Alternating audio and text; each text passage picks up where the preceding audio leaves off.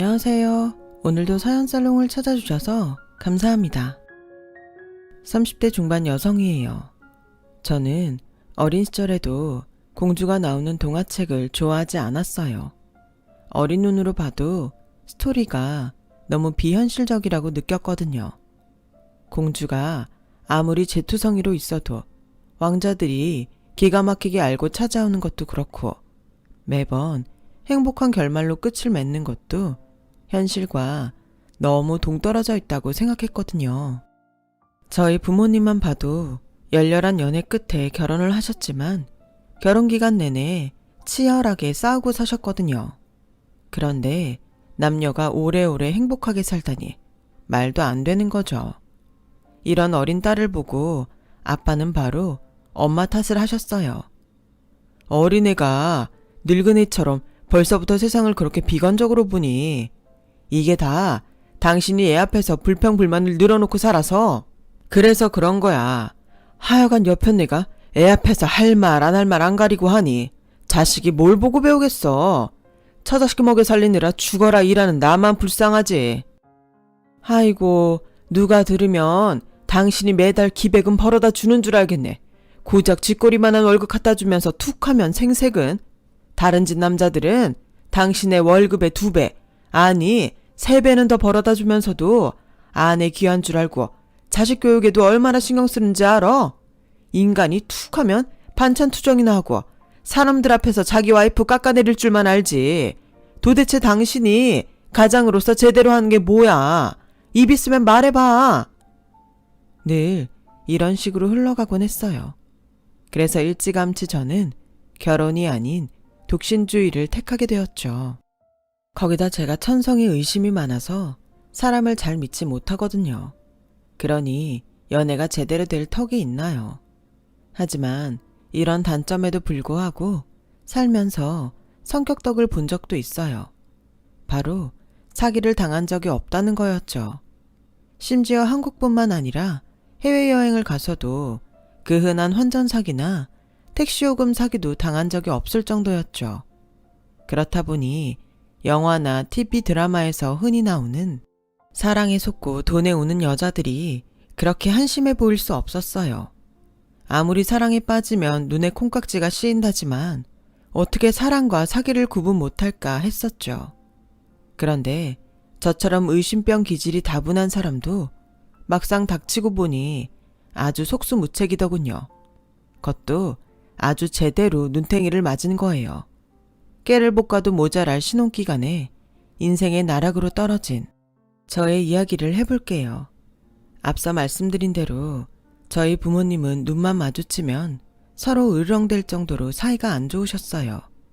마치 전생의 원수가 만나 산 것처럼 싸움이 끊이지 않던 부모님은 제가 중학교 2학년이 되던 무렵 결국 이혼을 하고 말았어요.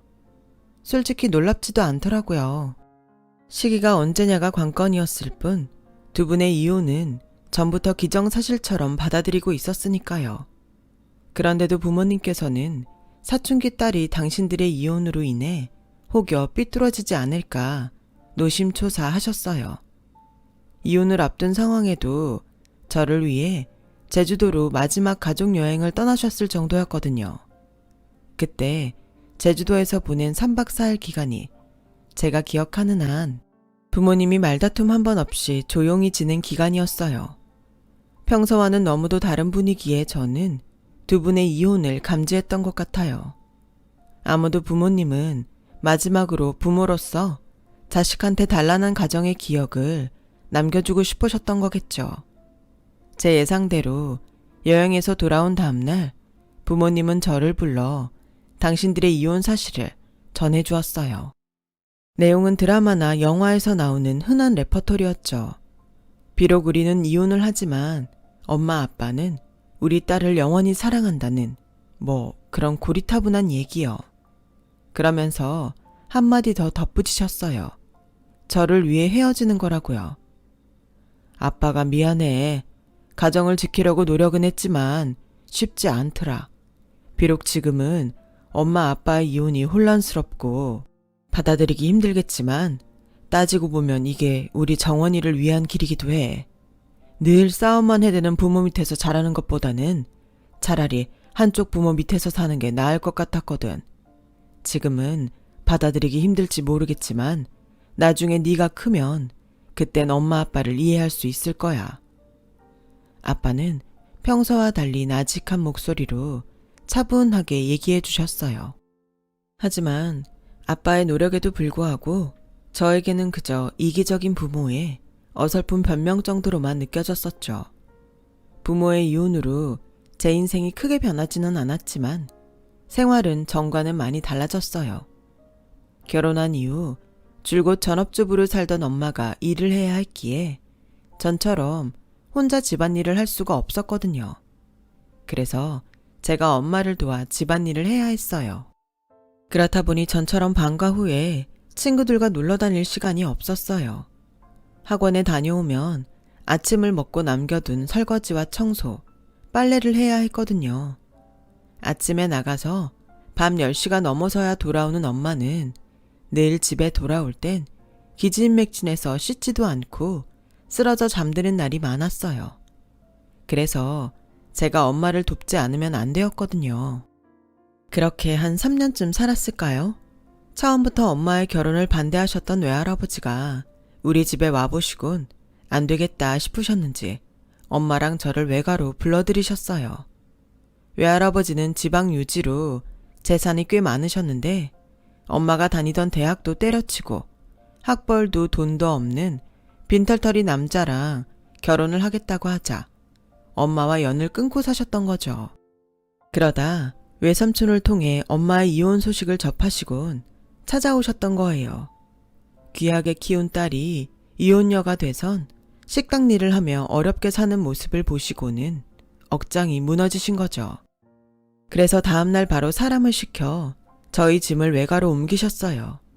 엄마한테는 일을 그만두라고 하셨고요. 외할아버지 댁에는 외삼촌 내외가 함께 살고 있었는데 엄마랑 제가 불편할까봐 외할아버지는 외삼촌 내외를 분가시키셨어요. 남은 인생은 딸이랑 같이 보내겠다고 하시면서요. 하지만 외숙모는 한사코 분가를 거절하시더라고요. 나중에 알고 보니 외할아버지 재산을 저희 엄마한테 뺏길까봐 그게 겁나서 그랬던 거더라고요. 사실 그 마음도 이해는 갔어요. 이날 이때까지 무서운 시아버지 수발을 들며 버텼는데 10수년간 연락도 없던 딸이 들어와 시아버지 재산을 나누게 되었으니 얼마나 기가 막히겠어요. 거기다 이혼까지 해서 외할아버지한테 측은지심도 불러일으키는 상황이니 더더욱 걱정이 되었겠죠. 그래서 분가를 반대했던 건데 그걸 외할아버지가 모르실 리가 없었죠. 그동안 네가 성심껏 수발 들어온 거 잊지 않았다. 네 공은 나중에 충분히 보상해 줄 테니 다른 걱정 말고 이제라도 내 식구끼리 편안하게 살아. 더는 말 않겠다. 결국 외할아버지의 결정대로 외삼촌 내외는 분가를 하셨고 저와 엄마는 외할아버지 집에서 살게 되었어요. 이혼하고 처음엔 한두 달에 한 번, 그러다 반년, 1년에 한 번 정도로 저를 만나러 오던 아빠는 언제부턴가 제 생일도 잊고 연락이 뜸해졌는데 아니나 다를까 제가 고2가 되던 해에 재혼을 하시더라고요. 그 후로는 아주 가끔 전화통화만 할 정도가 되었죠. 그러다 다시 얼굴을 보게 된 건 상견례를 하기 며칠 전이었어요. 솔직히 저는 아빠를 만나고 싶은 생각이 없었는데 엄마가 상견례랑 결혼식엔 아빠가 참석해야 한다고 하도 강요하셔서 그렇게 된 거였죠. 아빠는 훌쩍 자라 결혼을 앞둔 저를 보시곤 저랑 눈도 제대로 못 맞출 정도로 미안해 하셨어요. 새 가정을 꾸리고 살면서 저와는 거의 연락도 안 하고 산 게 미안했나 봐요. 그 일로 아빠에 대해 서운함이 있었던 건 아니지만 내심 결혼식장에 꼭 아빠 손을 잡고 들어가야 하나 의구심이 들긴 하더라고요. 생물학적 아빠긴 하지만 엄마한테 저를 떠넘기곤 양육비는커녕 위자료도 제대로 주지 않은 사람이었으니까요. 두 번째 부인하고 낳은 어린 딸 사진을 휴대폰 바탕화면에 깔고 사는 아빠를 보니 이제 정말 내 아빠가 아닌 것 같다는 생각도 들었어요. 그래서 퉁명스럽게 엄마가 닭달에서 나오신 모양인데 바쁘시면 결혼식 안 오셔도 돼요. 외할아버지 보시기 불편하실 텐데 부담드릴 생각 없어요. 아니야. 그래도 그건 아니지. 자격도 없는 나한테 이렇게 아빠 노릇할 기회를 줘서 오히려 고맙다. 그래, 남편감은 어떤 사람이니? 개인 사업하는 사람이에요. 나이는 저보다 4살 위고 그 사람도 이혼가정에서 자라서 가족이 어머니랑 여동생이랑 뿐이에요. 그럼 시어머니 모시고 사는 거니? 그렇게 될 것 같아요. 시어머니랑 같이 살 거란 말에 아빠는 인상을 찌푸리더군요. 아무리 남처럼 연락도 않고 사는 사이지만 그래도 당신 딸이 시집살이를 하는 건 못마땅한 것 같았어요. 개인 사업이라면 정확히 어떤 분야의 사업을 말하는 거니? 회사 규모는 크다니? 재정은 탄탄하고 제대로 알아보고 만나긴 한 거지? 아빠는 마치 흥신소 직원처럼 남편에 대해 캐물으셨어요. 그 모습은 분명 딸을 걱정하는 아빠의 모습이었지만 왠지 그때는 그렇게 불편할 수가 없더라고요. 이제 와서 아빠 노릇 좀 해보겠다는 거야 뭐야. 괜히 삐딱한 생각만 들었거든요. 정확히는 나도 잘 모르지만 투자 관련 회사라 그랬어요. 근데 아빠가 이러는 거 나 좀 기분 나쁘려고 그래요. 그러니까 취조하듯 그러지 마세요. 엄마랑 외할아버지한테도 검증받고 결혼 승낙까지 받은 사람이에요. 그러니까 취조하듯 이러지 말란 말이에요. 제 말에 아빠는 미안하다며 화제를 바꾸셨어요. 하지만 이내 또다시 남편에 대한 얘기로 흘러갔죠. 바로 집 문제였어요. 왜 하필 시댁에 들어가 살려고 하는 거냐고 말이죠. 아빠는 혹시 신혼집 구할 돈이 없어서 그런 거라면 아빠가 얼마 정도는 도와줄 수 있다고 하더라고요. 저 잘할 때 양육비 한번 안 보내준 분이 그런 얘기를 하시니까 솔직히 기분이 좀 묘하네요. 근데요, 아빠가 걱정할 만큼 제 시댁 형편 어려운 집 아니에요. 강남에서 50평대 아파트에 사는 집인걸요. 그리고 돈이 필요하면 외할아버지한테 부탁하면 될 일이고요. 그 말에 아빠는 멋쩍은 듯 쓴웃음을 지었어요. 괜히 번데기 앞에서 주름 잡은 꼴이 되었으니까요.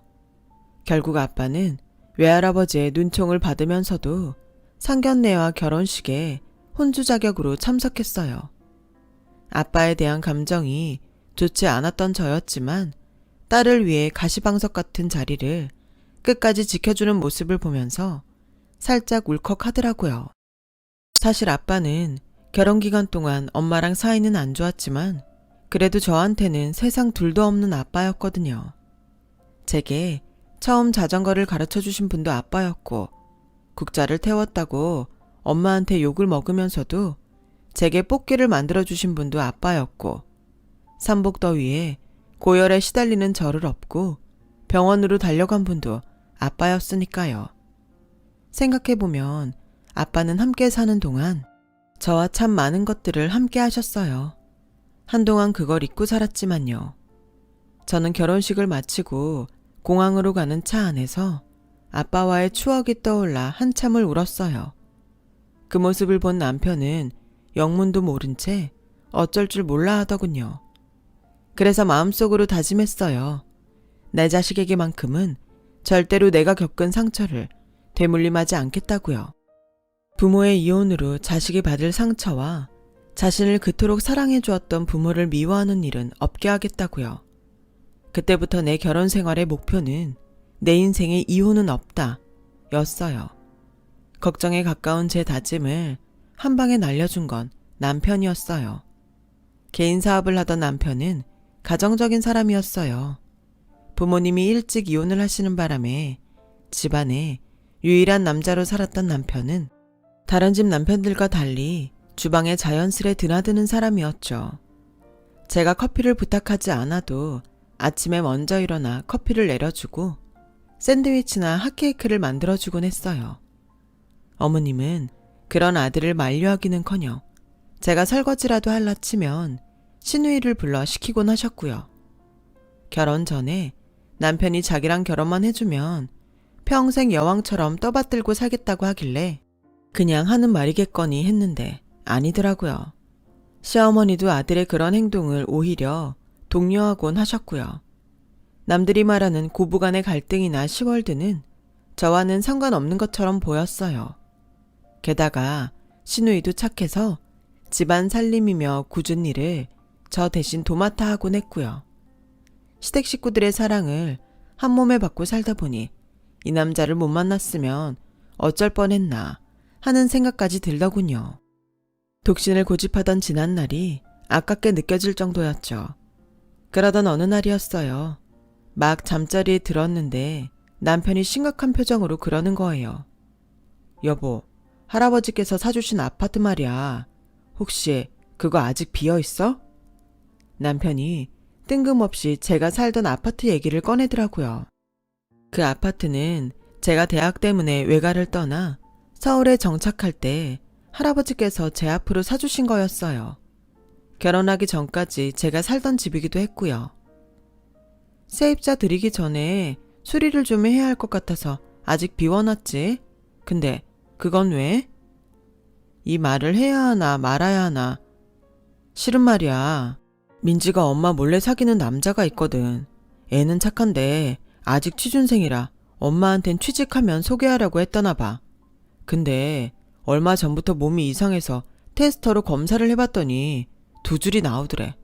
혹시 몰라서 내일 내가 병원에 데려가 보기로 했는데 문제는 엄마야. 우리 엄마가 깨어있는 분 같아도 그런 쪽으론 정말 고지식하시거든. 임신이 아니면 다행이지만 혹시라도 맞다면 큰일이거든. 그래서 말인데 만약 임신이 맞다면 민지 자기 집에서 좀 지내게 하면 안 될까? 오래 있을 건 아니고 남자애 취직할 때까지만 있게 해줘. 입덧이라도 했다간 엄마한테 바로 들킬 것 같아서 민지가 걱정이 태산이더라고. 직장이라도 있어야 엄마한테 결혼 얘기라도 꺼낼 거 아냐. 내가 월세는 줄게. 부탁 좀 하자. 자기야, 부부끼리 무슨 월세야. 그리고 민지 자기 동생이긴 하지만 나한테도 하나뿐인 시누이야. 안 그래도 나 대신 살림까지 도맡아 해주고 있어서 미안하던 참인데 내가 그 정도도 못 해주겠어? 그러니까 그런 걱정은 하지도 마. 대학교 4학년인 시누이의 임신 소식에 놀라기도 했지만 그때는 일단 시누이 걱정부터 되더라고요. 다음날 회사에 출근한 저는 근무 시간 내내 남편의 전화를 기다렸어요. 그리고 드디어 연락이 왔는데 임신이 맞더라고요. 뭐? 벌써 10주나 됐다고? 그럼 2달 반이나 됐다는 얘긴데 금방 배 불러오겠네. 어떡해? 내 말이 민지가 생리불순이 심해서 일찍 눈치를 못 챘다네. 그나저나 일을 어쩌냐? 엄마 알면 까무러치실 텐데 미치겠네. 자기야, 일단 오늘 바로 민지를 자기 아파트로 옮겨야 하니까 아파트 번호키 비번 좀 알려주라. 엄마 문화센터 가신 사이에 내가 얼른 집으로 가서 민지 짐 빼다가 옮기게. 결국 우려하던 일이 현실이 되자 우리 부부는 어머님 몰래 시누이를 제 아파트로 옮겼어요. 그리고는 어머님한테는 시누이가 전화해서는 동기들과 함께 교수님을 따라 남해로 봉사활동 떠난다고 했고요. 그런 거짓말로는 길게 시간을 벌 수는 없겠지만 일단은 별 도리가 없었어요. 임신한 시누이를 혼자 내버려 두는 게 걱정이 됐지만 아직 시집 온 지 불과 반년도 안 된 제가 집으로 찾아가면 시누이도 불편할 것 같아서 일단은 남편한테 모든 걸 맡겼어요. 대신 그동안 시누이가 하던 일을 제가 도맡아 하게 되었죠. 그동안 몰랐는데 직장일 하랴 퇴근 후 살림하랴 몸이 10개라도 모자랄 판이었어요. 거기다 뜬금없이 시누이 얘기를 꺼내는 어머님 때문에 매일 살얼음판을 걷는 것처럼 조마조마했어요. 그렇게 한 달쯤 지나자 어머님은 한 달이 되도록 집에 안 오는 시누이가 걱정된다면서 직접 학교로 찾아가 보겠다고 하시는 거예요. 그래서 하는 수 없이 시누이와 시누이 남친이 집으로 찾아오고야 말았죠. 시누이의 임신 사실을 들은 어머님은 예상대로 충격을 받으셨는지 뒷목을 잡으셨어요. 그 앞에서 시누이와 남자친구는 싹싹 빌며 결혼을 승낙해달라고 부탁을 했지만 어머님은 끝내 허락을 안 해주셨죠. 남편과 상의 끝에 어머님의 허락이 떨어질 때까지 신우이와 남자친구를 제 아파트에서 지내게 했어요. 결혼 전이기는 했지만 두 사람이 결혼할 의지가 강했고 무엇보다 신우이가 잘못되면 어쩌나 걱정이 되었거든요. 어차피 엎질러진 물 어머님이 설마 끝까지 반대하겠냐 싶기도 했고요. 그런데 한 달이 지나고 두 달, 석 달이 지나도록 어머님이 허락을 안 해주시지 뭐예요. 조금 있으면 신우이 배가 점점 불러올 텐데 말이에요.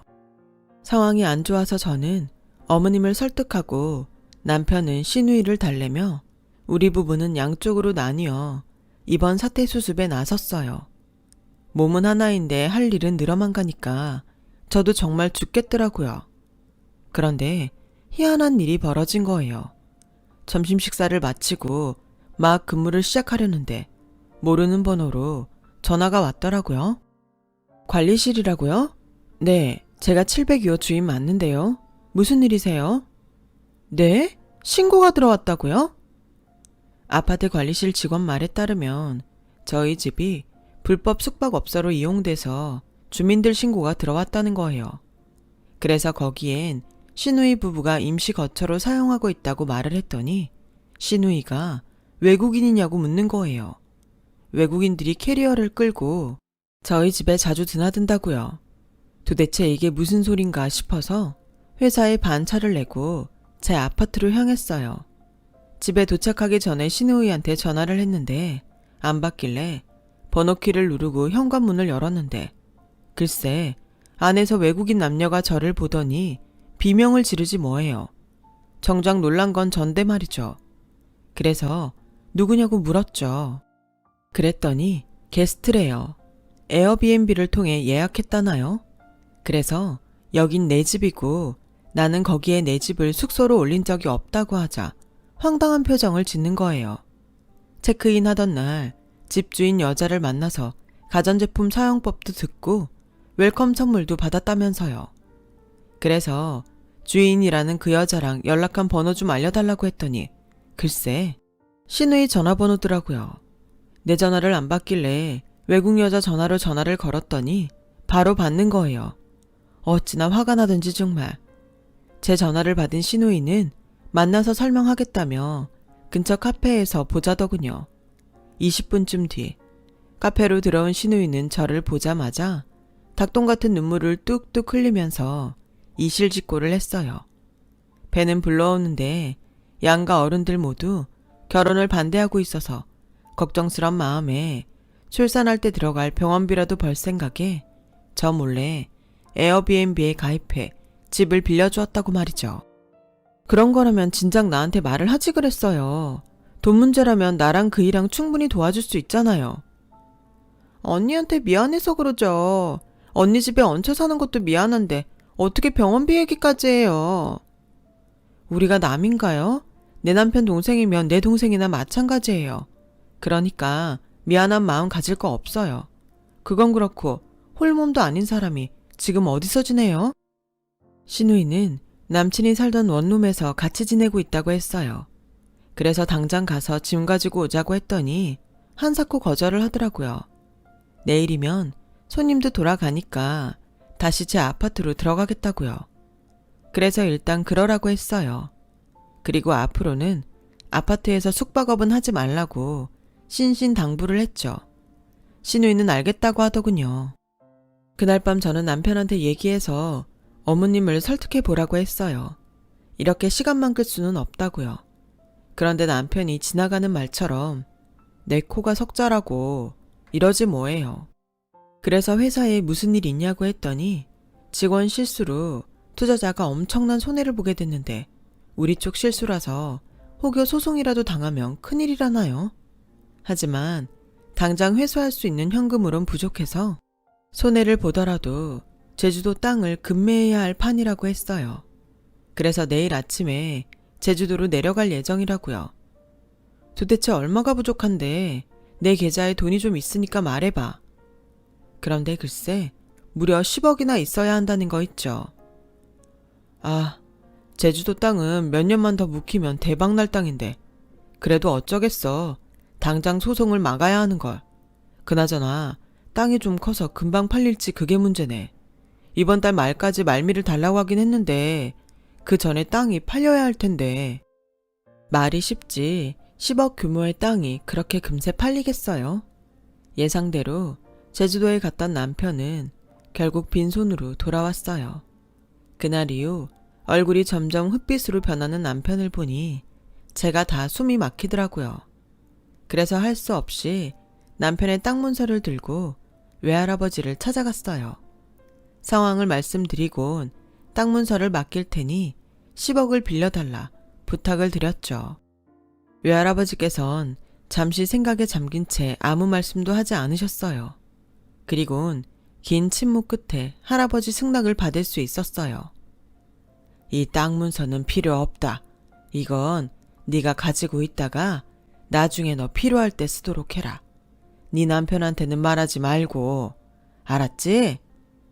그렇게 저는 외할아버지한테 돈을 빌려다 남편한테 주었어요. 남편은 덕분에 살았다며 제 손을 잡고 몇 번이나 고맙다고 하더군요. 다음날 남편은 활짝 핀 얼굴로 출근을 했어요. 간만에 남편의 밝은 표정을 보니 제가 다 기쁘더군요. 그런데 그 모습이 마지막일 줄 누가 알았겠어요. 퇴근 후 집에 돌아와 보니 온 집안에 불이 꺼진 채 캄캄하더라고요. 거실로 들어와 불을 켰는데 세상에 소파고 식탁이고 아무것도 없이 집이 텅텅 비어있지 뭐예요. 마치 이사 떠난 빈집처럼 말이죠. 그래서 남편한테 전화를 걸었더니 없는 번호라는 거예요. 그건 시내우와 어머님도 마찬가지였죠. 망치로 뒤통수를 얻어맞은 것처럼 띵한 게 정신을 차릴 수가 없더라고요. 제 방으로 가보니 바닥에 제 옷과 화장품이 쓰레기처럼 쌓여 있었어요. 침대며 장롱, 그 밖에 남편의 짐들은 감쪽같이 사라진 채였죠. 그제야 남편이 날 버리고 떠났다는 걸 알 수 있겠더라고요. 다리에 힘이 풀려서 그대로 주저앉아 엉엉 울었어요. 한참을 울다 보니 남편이 건넸던 땅 문서 생각이 났어요. 그래서 땅 문서를 들고 아파트 상간의 부동산에 가서 알아봤더니 위조된 가짜 문서더라고요. 거기다 더 놀라운 건 반년 넘게 살아온 어머님 집이 월세였더라고요. 처음부터 단기 계약을 한 거였지만 그나마도 며칠 전 갑자기 집을 빼겠다고 해서 집주인이 엄청 화를 냈다고 말이죠. 거기다 혼인신고도 안 돼 있더라고요. 그나마 알고 있던 휴대폰 번호도 바꾼 상황이라 결국 제가 남편에 대해 아는 건 아무것도 없었어요. 지난 반년 동안 살부비고 살았던 남편이 사기꾼이었다니 정말 믿을 수가 없더라고요. 어떻게 사람이 이렇게 속수무책으로 당할 수가 있나. 아무리 생각해도 이해가 안 갔어요. 결국 저는 사기꾼과 살면서 제 손으로 외할아버지 돈을 빌려다가 사기꾼 입에 고스란히 털어넣은 셈이었죠. 바보같이 말이에요. 저는 그 충격으로 회사에 사표를 내고 제 아파트에 틀어박혀 지냈어요. 얼마 뒤 제게 상황을 전해 들은 엄마는 그 길로 달려왔더라고요. 엄마는 혹여 제가 나쁜 마음을 먹지 않을까 걱정이 되셨는지 한시도 제 곁을 떠나지 않았어요. 그렇게 2주 정도 지났을까요? 아빠한테 전화가 온 거예요. 다짜고짜 지금 경찰서에 있다며 당장 거기로 오라고 하지 뭐예요? 피곤하다고 싫다고 했더니 그놈 잡았다. 사기꾼 일당. 그러니까 당장 이리로 와. 정확한 이름조차 모르는 사람이 작정하고 숨었는데 무슨 수로 찾냐 싶었지만 속는 셈 치고 엄마와 함께 경찰서로 가봤어요. 그랬더니 정말 남편과 시어머니, 시누이가 나란히 앉아서 고개를 푹 숙이고 있지 뭐예요. 처음부터 남편 직업이 뚜렷하지 않은 게 의심스러웠던 아빠는 업체에 부탁해 남편 뒷조사를 하고 있었고 뒤를 추적해 일당을 소탕한 거였죠. 민지야, 아빠가 뭐라 그랬어? 의심이 독이 되기도 하지만 잘 쓰면 약이 될 수도 있다고 했잖아. 넌 나 닮아서 의심도 많은 녀석이 어쩌자고 이런 사기꾼한테 속아? 아빠 말을 듣고 보니 생각이 났어요. 어릴 때 엄마가 자주 했던 중국놈 빤스를 뒤집어 입었나? 어쩜 이렇게 부녀가 똑같이 의심이 많은 건지 라는 말이요. 사실 제가 의심이 많았던 건 다 아빠를 닮아 그런 거였거든요. 어릴 땐 엄마의 그 말이 그렇게 듣기 싫었는데 지금에 와서 그 덕을 보게 될 줄 누가 알았겠어요. 이젠 더 이상 내 아빠가 아니라고 생각했는데 딸을 위해 긴 시간 동안 제 주변을 살펴주시다니 역시 세상엔 내 부모만큼 나를 아껴주는 사람도 없다는 생각이 들었어요. 생각이 거기까지 이르자 나도 모르게 아빠 품에 달려들어 펑펑 울고 말았죠. 아빠는 그런 제 등을 쓰다듬어 주시며 어린아이 어르듯 괜찮다고 내 잘못이 아니라고 위로해 주셨어요. 아빠 덕분에 사기꾼 일당도 잡고 잃어버렸던 돈도 찾은 저는 남편 놈이 써버린 4천만 원을 채워 외할아버지께 돌려드렸어요. 그리곤 종종 아빠한테 전화해 안부 인사도 하고 있어요. 현재 남편과 시어머니, 시누이는 결혼 사기와 공문서 위조 등 여러 제목으로 형사 고발된 상태예요. 거기다 이번 사건을 조사하던 형사가 저와 비슷한 수법으로 사기를 당한 피해자를 몇 건 더 발견한 덕분에 사기꾼 가족의 형량과 벌금은 더 늘어날 거라고 하더라고요. 남의 등쳐먹고 살려는 자들의 말로가 이렇다는 걸 보여주듯 말이죠. 그런 의미에선 인생은 뿌린 대로 거둔다는 진리를 새삼 깨닫게 되네요. 제 사연을 들어주셔서 감사합니다. 주변에 좋은 분과의 인연이 가득하시길 바랍니다. 행복하세요. 여러분, 사연 댓글에 응원과 현명한 조언 부탁드려요. 좋아요와 구독은 저에게 큰 힘이 됩니다. 오늘도 좋은 일 가득하세요.